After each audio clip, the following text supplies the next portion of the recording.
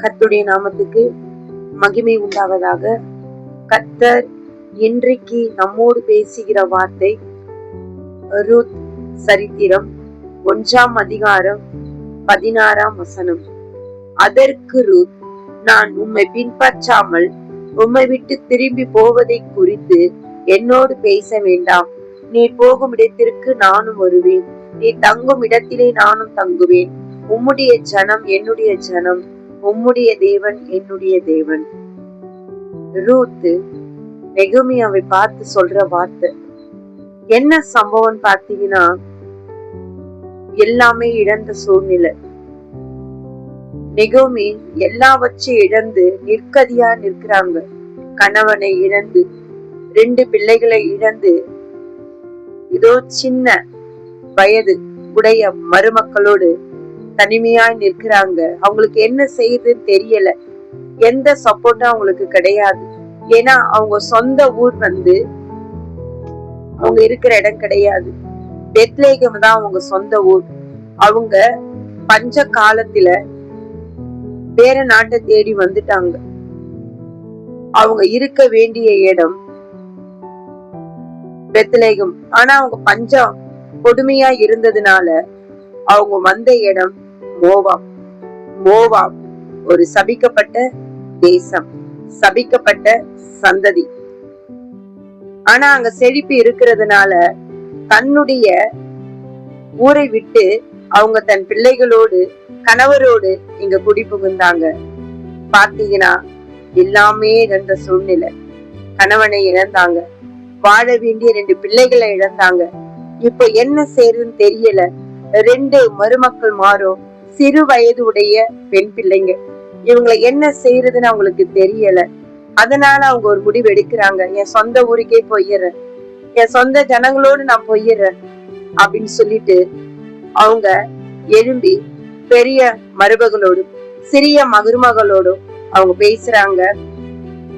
15ஆம் வசனத்துல, அப்பொழுது அவள், இதோ உன் சகோதரி தன் ஜனங்களிடத்திற்கும் தன் தேவர்களிடத்துக்கும் திரும்பி போய்விட்டாளே, நீயும் உன் சகோதரின் பிறகே திரும்பி போ என்றார்.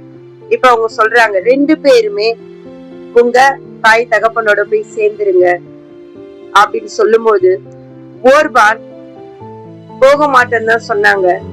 அவங்க புரிய வச்சாங்க, என் கூட வந்தீங்கன்னா உங்களுக்கு ஒண்ணுமே கிடைக்காது, நீங்க சின்ன பிள்ளைங்க, நீங்க திரும்ப போய் கல்யாணம் பண்ணிக்கின்னு நல்லா இருங்க அப்படின்ட்டு ஒரு ஆலோசனை கொடுக்கும் போது ஓர்பால் என்ன செய்யறாங்க, தன் மாமியை முத்தமிட்டு அவங்க பிரிந்து போயிட்டாங்க.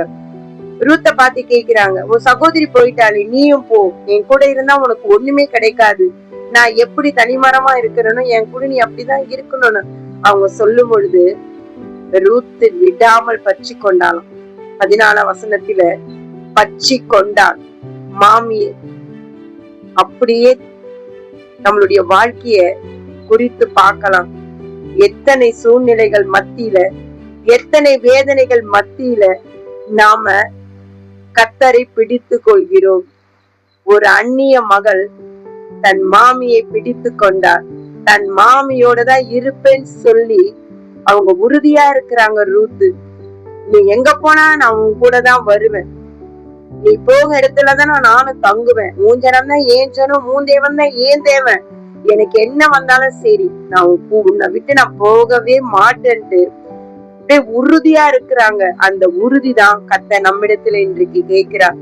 ரூத் கிட்ட இருந்த அந்த உறுதி அப்படியே நெகோமியாவை பிரமிக்க வைத்தது.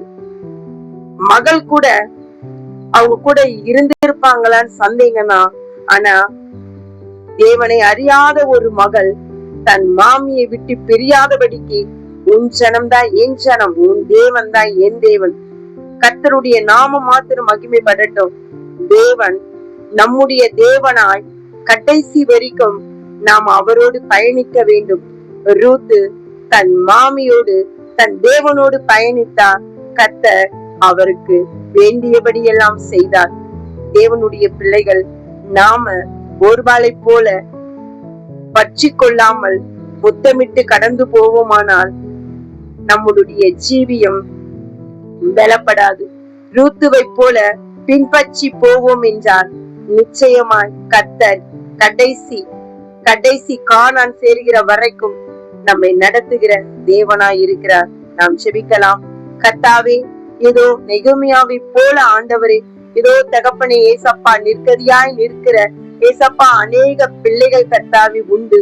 ஆனாலும் ரூத்தை போல ராஜா ஆவியானவரே ஏசப்பா, இதோ தகப்பனே உம்முடைய தேவன் ஆண்டவர் என்னுடைய தேவன் என்று கர்த்தாவே அநேக பிள்ளைகள் ஆண்டவரே ஏசப்பா ரூத்தை பின்பற்ற முடியாது ஒப்பு கொடுத்து செபிக்கிறோம். ஆண்டவரே ஏசப்பா ரூத்து பரிசுத்த ஆவியானவருக்கு அடையாளமா இருக்குது ராஜா.